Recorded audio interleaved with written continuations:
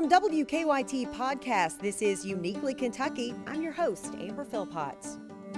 Hello, podcast listeners. It's that time in the week where I like to ask you how you're doing. As I release this episode of Uniquely Kentucky, it should be Derby weekend in the bluegrass, a weekend of racing, big hats, mint juleps, and treating the world to one of the best Kentucky traditions there is, the fastest 2 minutes in sports. Instead, we'll have to wait until September when COVID-19 concerns hopefully have been lessened. Every year I get the privilege of doing live coverage at the Kentucky Oaks. It's known as Kentucky's Day at the Track. I am a sucker for a beautiful derby hat. I look forward to choosing the outfit and finding that beautiful piece of head art to go with it. There is something magical about the work milliners do. It is an art. My guest this week is not a native Kentuckian, but rather a converted Kentuckian. Jenny Pfanenstiel is a master milliner. She moved to Kentucky after having worked in Chicago. She now runs Forme Millinery Co in the Butchertown area of Louisville. This week, we are talking all things, of course, hats, and how this state stole her heart. Uniquely Kentucky with Amber Philpott is brought to you by the WKYT News and Weather apps, available on the App Store and Google Play. Jenny Pfanenstiel is joining me today. She's a master milliner. I love hats, so this is a treat for me to get to talk to her. Jenny, welcome to Uniquely Kentucky. First of all, let me say, how are you doing? And how are you doing with the fact that normally you would have been breathing a sigh of relief because we would be approaching Derby weekend and you would have been very, very busy. So how has it been knowing that the Derby has been postponed and not having life as normal these days? Yeah, it's definitely very different from Derby week that I've ever experienced. I would say that the first time that the announcement was made, I think a lot of people were in shock and not quite sure what that meant about Derby being postponed. And so, it didn't affect my business so much right away, but I would say definitely within the following week or two, people were either canceling their Derby because they wouldn't be able to make it in September, or they're rearranging things. So things have certainly slowed down in that regard. However, I have already had 30, 40 custom hats in the process. So I was finishing these hats whether Derby happened or not. So in May anyway. So, but I would say, people are really optimistic about Derby happening in September. I'm starting to get emails and phone calls from people that are attending in September with the hopes that this is going to happen. You are not a Kentucky native. You sort of found your way here to the Louisville area. I know that I'd read that you were in Chicago and then you would come here and you were invited and you kind of kept coming back and you kind of fell in love with the place, it sounded like. So talk to me about your journey getting here to Kentucky. Yes. I was in Chicago and I was making hats in Chicago. And I used to sell my hats at fine art shows. And there was one particular show that I was doing many moons ago. And the person next to me was from Louisville, Kentucky. She makes leather handbags here.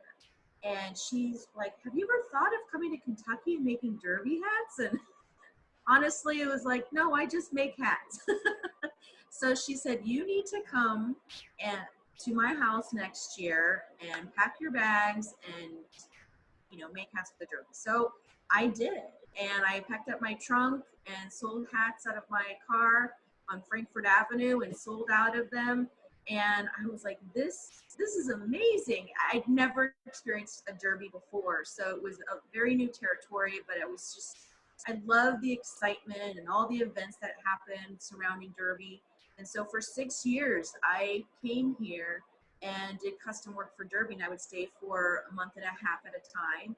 And I got to know more and more people and build relationships, and I just was so amazed of how nice and supportive people were here, and just the supporting of small businesses. It was very different from Chicago. So it took a couple of years to convince my husband, who's a Chicago native, but eventually, he was on board and we made the move.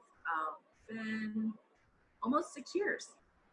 Millinery work is not something that people, think of a lot. And I think of it, you are a true artist. Like, I think of hats as like pieces of art. Where did that love of getting into that world come from? I mean, were you sort of into fashion always, and that's what led you to hats? Well, I grew up in a family that sewed. My mother, grandmother, aunt, they all sewed clothing and quilts, and you name it, they made it. So I've always grown up around that creative aspect of working with your hands and creating things. So, but never, when I was a child, never did I imagine I would go into making clothing or things like that. Because I used to hate as a child going to the fabric store and sitting there for hours. But now to think that I work with McCall Patterns as a hat designer. So, what are the odds? Anyway, I digress.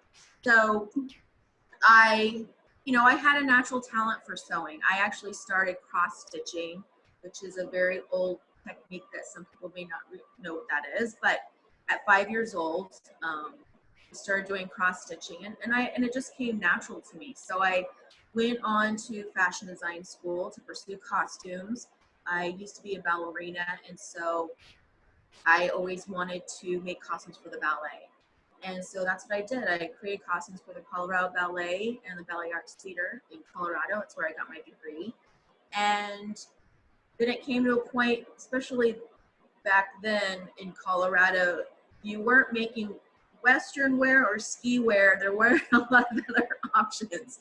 So I packed up and moved to Chicago and did costumes for Cirque du Soleil, movies, commercials, the Joffrey Ballet, Goodman Theater. And I had dabbled in hat making, but I never knew the proper way of making hats. And I saw that there was an opportunity in Australia to go to a Milliner, International Millinery Forum. And there were 400 milliners from all over the world that came together. And there was 3 of us from the United States.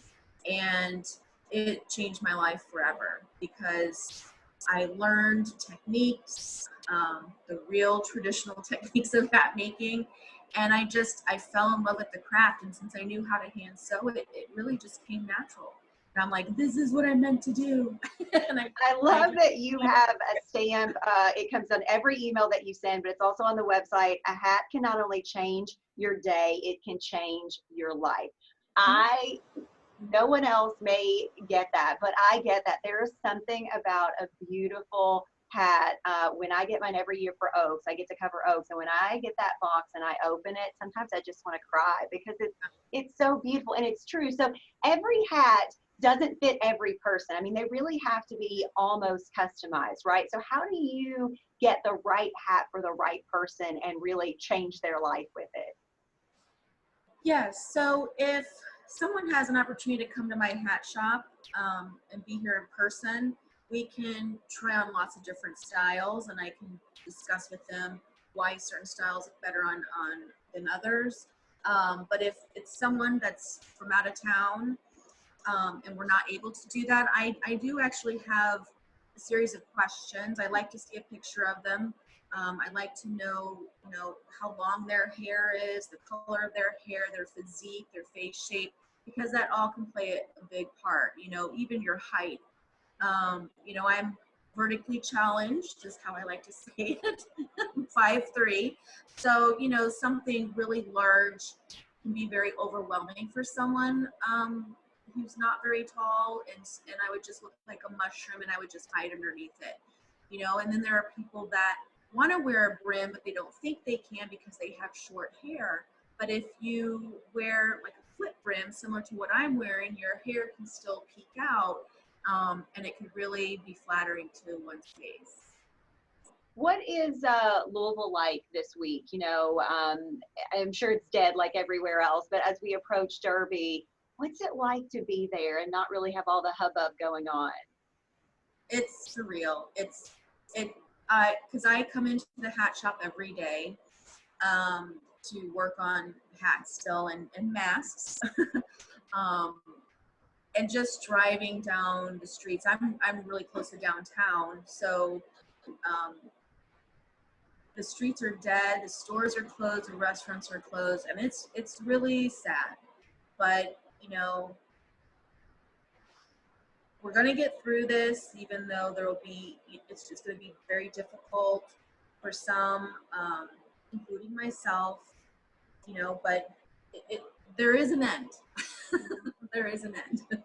What do you foresee? Because obviously having a derby in May versus a derby in September are two vastly different times of the year. What do you expect? Because normally we kind of see, anything goes nowadays, but you typically think of those spring colors. So what are we going to see in fall when we have to plan now for the outfits and the hats for fall? Well, I think because it's the beginning of September, spring and the summer colors and season will still be in effect. I certainly won't suggest for people to switch to wool hats because it could be 90 degrees. So if anything, maybe you might wear some, maybe darker color straws or something like that. But really, I'm telling people, if you bought a dress for May, wear it in September. The seasons are going, the weather's going to probably be very similar, if not hotter, and you'll fit right in. I certainly will not suggest to people to switch to fall because it's the beginning of summer, so it still kind of falls in the beginning of September, so it still falls within the summer season in my opinion.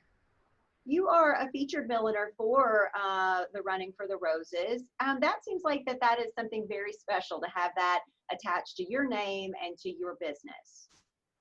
Yes, it's like winning the Miss America pageant for milliners. I don't know how else to say it. It's such an honor to be recognized as a milliner in my craft, and for someone like the Kentucky Derby and Churchill Downs to appreciate that and recognize that and provide me with this opportunity. I'm the second milliner in the whole history, 146 years, to be featured. So it's quite an honor. Sure. You are in an area, so you started out, if I have this right, in the Melwood area, which I think is a really cool building, the old bacon plant, if you will. And then you move. So talk to me about your business in general in terms of, because Louisville is just really exploding in some areas and just it's just coming back. It's coming alive in some areas. So talk to me about that. Oh, wow. When I first opened up a store 5 years ago at Melwood, Nulu was just, I wouldn't say it was just getting started, but it was starting to become really popular on Market Street. Melwood was thriving and doing really well, and there were a lot of businesses and artists in there and restaurants. For me, I needed to expand, and there just wasn't that opportunity available at Melwood. And the landlord of this area, they call him the Butcher Block King, because he's totally transformed this whole area. He's taken old dilapidated houses and turned them into commercial spaces, and has just really, really improved this area. And so he approached me and said, I heard you were looking around and I might have a space for you. And it was about double the rent what I was paying at Melwood, but I was like, you know what? Butchertown and New Blue, with the soccer stadium going in behind me, there's a brewery also going in behind me, and Market Street and everything going on there. I'm like, this area is literally exploding and I gotta get in while I can. That's great. That's awesome. One of the things I loved reading about you is that just last year you were selected as a Tory Burch Fellow with the Tory Burch Foundation for being a woman entrepreneur. And that sounds really big to be recognized by Tory Burch. Oh, well, I've always been a Tory Burch fan and have followed her career. Not to mention I love her collections. but I believe it was in 2006, she started this foundation, the Tory Burch Foundation, where she wanted to help and support and provide resources for women entrepreneurs. And I had learned about it, and one of those things where you're like, if you don't play the lottery, you can't win. So it was a very extensive application. I knew they were only going to pick 50 women. My understanding, there was a little over 2,000 applications that came in, and I was one of the chosen ones, and it was thrilling to, sometimes when you're an entrepreneur, especially a woman business owner, you kind of run this by yourself, so to speak. You kind of feel alone sometimes, not a whole lot of people to talk to or share ideas with.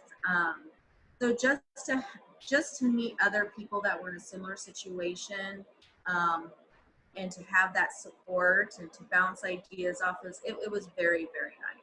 What's been your biggest challenge as a female business owner and getting things going over the years? I don't know if there's anything specific to being a woman business owner that's been challenging. I would say, well, it's a challenge, but also a benefit. I started my business out slow. It actually started as a hobby in my basement in Chicago, believe it or not. But I always grew up with my parents saying, if you don't have the cash for it, you don't need it. So, don't get debt, don't take out credit cards, all this stuff. So when I saw my peers taking out loans to start businesses, of course I was like, oh, no, I can't do that. Which was a big struggle in the beginning, because I think a lot of people give up in those situations when the revenue is not there right away. And so I had to grow organically, and therefore it took a little bit longer for me to get to where I am, but I learned so much by doing that and growing slower. I would say,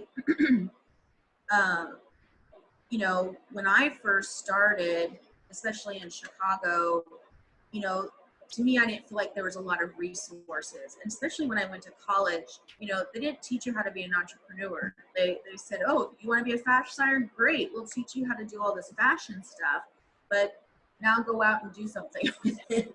So that was probably one of the most challenging times, is just learning the ropes and trial and error and what's working, what's not. But I didn't want to go back to corporate America, and so I said I'm going to make it work one way or another. But that's one of the things too I love about Louisville is the organizations here provide so many resources.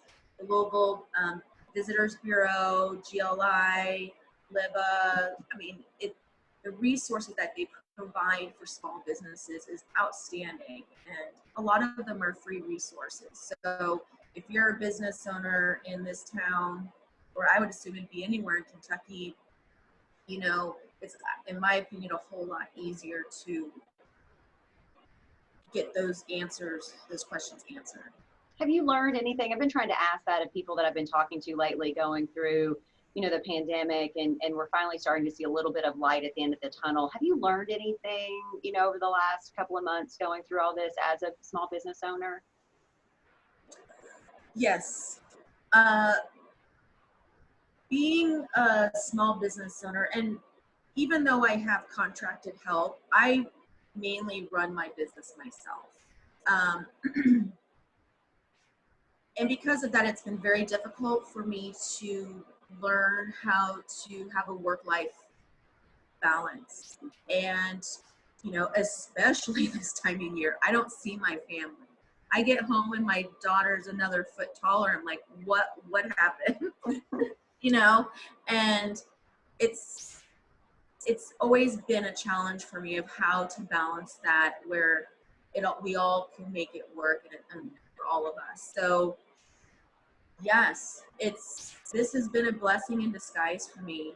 It's been nice to clear the schedule and not have to worry about a schedule, to not be tied to what's next, what's coming up. So I'm glad someone else, because I've been saying that, so I'm glad to hear you say that. Our time is winding down.